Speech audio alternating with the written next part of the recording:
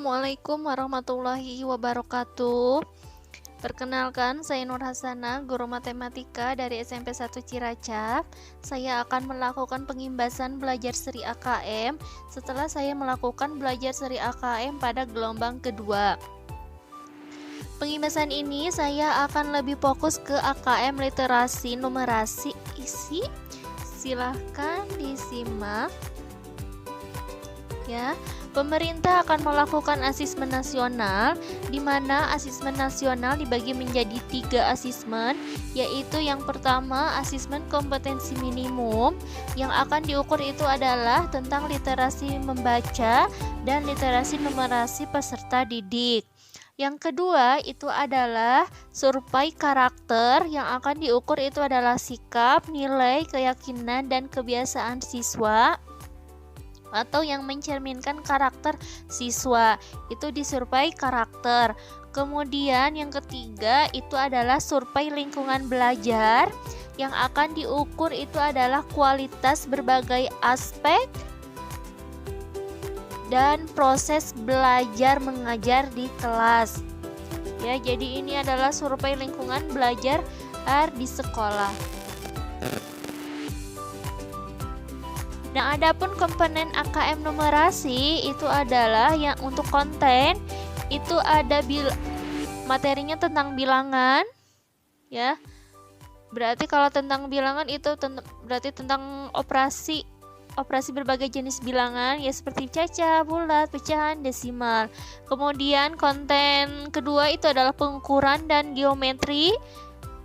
Berarti itu tentang bangun datar dan bangun ruang. Kemudian konten yang ketiga itu adalah tentang data dan ketidakpastian. Kalau data itu seperti penyajian data yang ada di statistika. Kemudian ketidakpastian itu adalah peluang. Kemudian ada aljabar. Ya, konten yang terakhir itu aljabar yang meliputi persamaan dan pertidaksamaan, relasi dan fungsi. Ya. Relasi dan fungsi itu termasuk juga ke pola bilangan. Kemudian adapun komponen AKM numerasi dari proses kognitif itu ada 3 yang akan diukur, yaitu tentang pemahaman siswa, penerapan, dan penalaran matematikanya. Kemudian komponen AKM numerasi ketiga yaitu adalah tentang konteks, ya. Konteksnya itu berupa personal, yaitu berkaitan dengan kepentingan diri secara pribadi. Kemudian sosial budaya yang berkaitan dengan kepentingan antar individu, budaya, dan isu kemasyarakatan. Kemudian saintifik tentunya, yaitu berkaitan dengan isu, aktivitas, serta fakta ilmiah baik yang telah dilakukan maupun yang futuristik.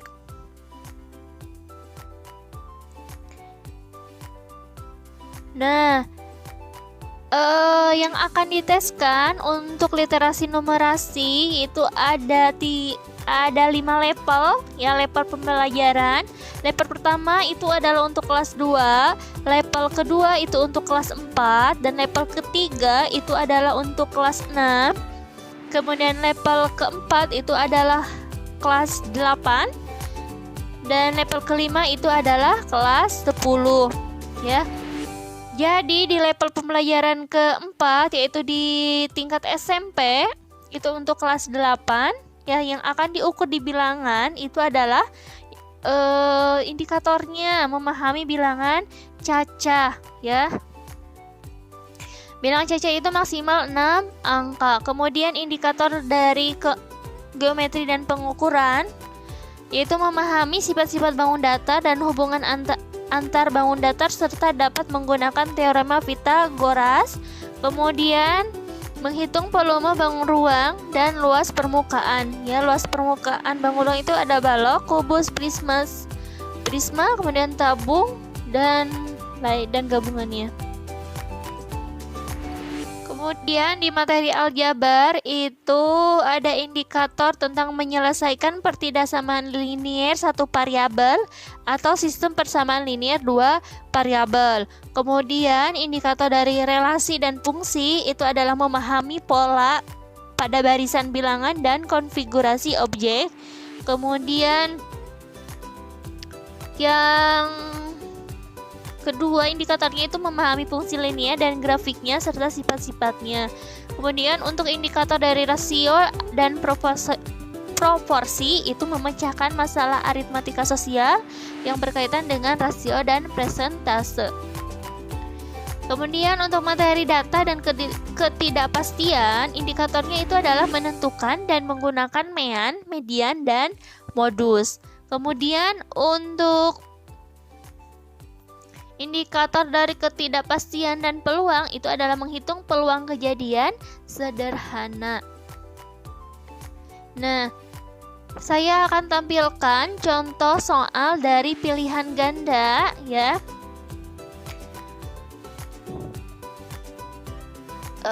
Soalnya itu adalah tentang diberikan gambar ya. Soal ini nanti akan diberikan gambar ya berupa desain atau template yang belum lengkap untuk membuat 5 segi 4 dari kertas dan menggunakan lem pada beberapa bagian sisinya ya. Ini soalnya diberikan awalan dulu ya bahwa ada sebuah kasus ya. Kasusnya itu adalah nanti diberikan gambar ya, gambar tentang, kalau di matematika gambar ini adalah tentang jaring-jaring limas ya. Nah, akan dibuat berarti dikasih lem sisi-sisinya. Kemudian pertanyaannya adalah bagian sisi untuk tempat lem yang tepat ditempatkan pada sisi bernomor. Nah, contoh soal ini adalah konteksnya tentang geometri, yaitu tentang jaring-jaring bangun ruang. Kemudian untuk proses kognitifnya ini adalah siswa harus bisa memahami maksud dari soal ini seperti apa. Kemudian harus bisa memahami jaring-jaring bangun ruang itu seperti apa. Ya, di sini dikasih nomor 1, 2 sampai 6 ya, ada optionnya dari A sampai D ya. Karena di sini pilihan ganda, maka nanti siswa akan memilihnya adalah satu pilihan jawaban yang paling tepat. Cara menjawabnya ya, dicek untuk option A 1 dan 6. 1 dan 6 ini ya, nomor 1 dan nomor 6 ini apakah akan menempel? Kita cek. Ya, jaring-jaringnya kita tempel. Setelah ditempel ternyata nomor 1 itu akan menempelnya dengan nomor 5. Jadi option A 1 dan 6 itu adalah salah, berarti nggak usah dipilih. Kemudian kita akan cek ke option B. Option B itu adalah 2 dan 4. Kita cek nomor 2 itu ketika dilem dan akan menempel dengan, nah ternyata bukan dengan nomor 4 ya, berarti option B itu adalah salah. Kemudian kita akan coba pahami tentang option C. Option C itu adalah 3. Nah, 3 ini ketika ditempelkan maka akan menempel dengan nomor 4 ya. Jadi jawabannya itu adalah option C. Ya, otomatis option D kita nggak usah dicek karena memang ini adalah pilihan ganda. Pilihan ganda itu pasti satu pilihan jawaban yang tepat. Jadi jawabannya itu adalah option C, 3 dan 4. Kemudian saya juga akan memberikan contoh soal tentang uraian. Ya.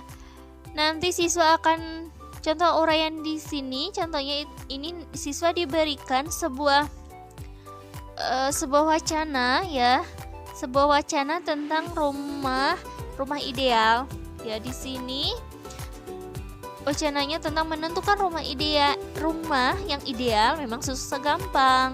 Pada dasarnya, ukuran sebuah rumah yang harus disesuaikan dengan jumlah orang yang nanti akan tinggal di dalamnya berdasarkan berbagai pertimbangan tertentu seperti ruang gerak, furnitur, dan lainnya.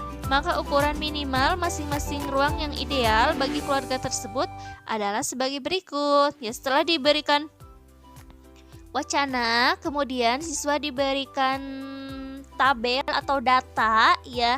Ada data ruangan, kemudian ada ukuran panjang dan ukuran lebar. Ya, di sini ini adalah ukuran yang ruangan yang ideal. Idealnya ruangan kamar tidur utama 4 dan panjangnya 4, lebarnya 3. Ya, jadi siswa di sini harus bisa memahami harus bisa membaca dari sebuah tabel ini.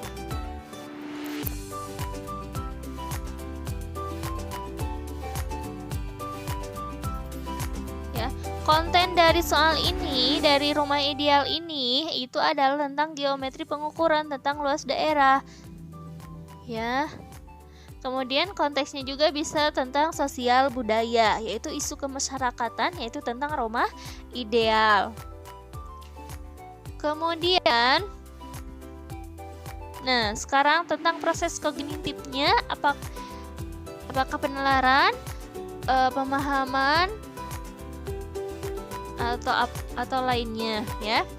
Kemudian setelah diberikan wacana, kemudian diberikan data, kemudian diarahkan lagi siswa untuk berpikir, yaitu meski tidak harus sama persis karena berkaitan dengan kondisi lahan yang dimiliki. Contoh di atas setidaknya bisa menjadi gambaran bagi Anda untuk merencanakan atau memutuskan untuk membangun rumah dengan ukuran ideal yang bisa dihuni oleh 2 hingga 5 orang. Ya, ini masih wacana lagi. Kemudian setelah itu baru diberikan kasus, ya. Atau pertanyaannya, setujukah Anda dengan pernyataan berikut? Ya, jadi ini adalah tentang pendapat siswa, ya. Cukup dengan lahan 9 meter persegi, Anda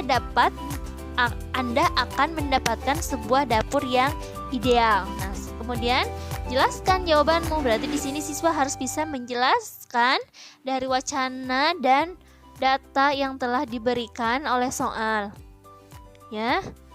Nah, dari mana siswa menjawabnya? Pertama, siswa menjawabnya itu dari membaca tabel, ya, dari ukuran rumah ideal, ruangan kamar tidur utama panjangnya sekian, kemudian lebarnya sekian. Yang ditanyakan dari soal itu adalah tentang ukuran ruangan dapur. Ruangan dapur ini di datanya panjangnya 3, kemudian lebarnya 3.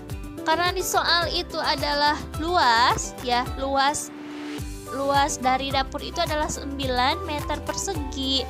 Berarti dapur ini kita cari luasnya dari data ini. Cari luasnya, panjangnya 3, lebarnya 3. Kalau luasnya berarti panjang kali lebar, berarti 3 kali 3. 3 kali 3 itu adalah 9. Ya, jadi 9 meter persegi. Jadi jawabannya itu adalah setuju atau ideal, karena dengan lahan 9 meter persegi kita bisa buat dapur ukuran 3 kali 3, yang mana 3 kali 3 itu masuk dalam ukuran ideal. Ya, jadi ini adalah contoh jawaban dari soal uraian tadi, ya. Contoh soal ini dan materi yang telah saya paparkan itu saya ambil dari materi yang telah dipelajari di belajar seri AKM, ya. Demikian yang bisa saya sampaikan. Terima kasih atas waktunya. Assalamualaikum warahmatullahi wabarakatuh.